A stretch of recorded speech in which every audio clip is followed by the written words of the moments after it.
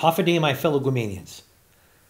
The case of the former Department of Administration building feels like that old story about four people named everybody, somebody, anybody, and nobody. Except in this case, this somebody decided to do something about it.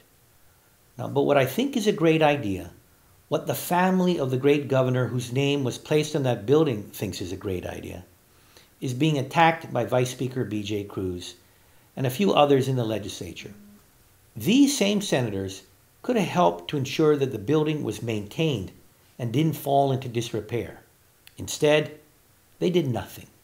They provided no solutions, took no action, and in the meantime, the building's condition worsened.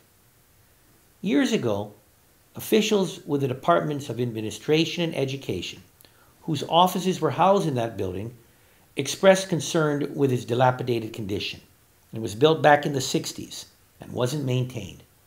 And problems ranged from the busted water pipes that sometimes left bathrooms inoperable, an old power box, slick steps that actually caused a death, to an elevator that didn't always work.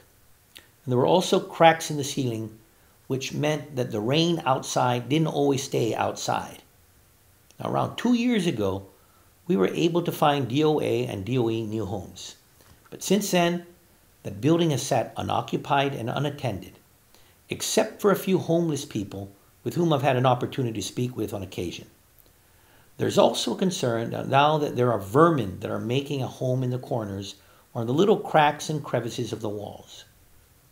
Now, instead of coming up with a plan of his own, Vice Speaker Cruz asks, why would we destroy the place where we achieved our first measure of real self-governance? Now I ask him, why didn't you ensure that the building was maintained to the level that it should be if you felt so strongly about it? Do you think that Governor Manuel Guerrero would be proud that his name is on that building? Now, Speaker Cruz also called the Palacio a monument to our colonizers. Now, here are some facts to chew on.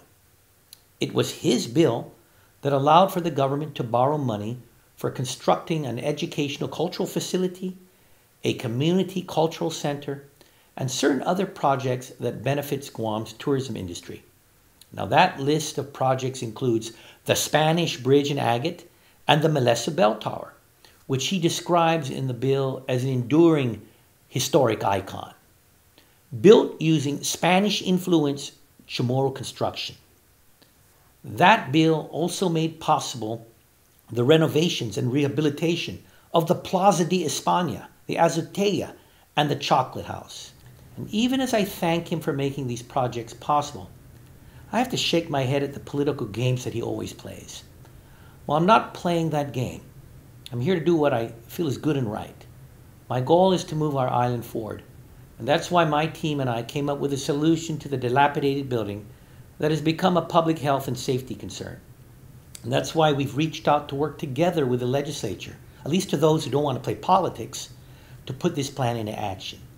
Now, the first part of my plan, which we started discussing more than a year ago, is to demolish the old rundown building. The second part of the plan is to build a palacio, and it would house various government offices and get rid of the need for us to pay out rent.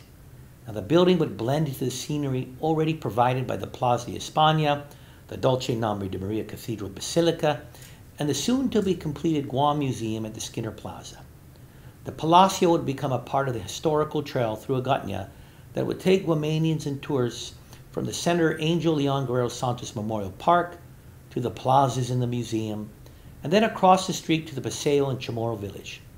It'll be a beautiful testament to the strength and endurance of the Chamorro people through the various eras of our history and our path to the future.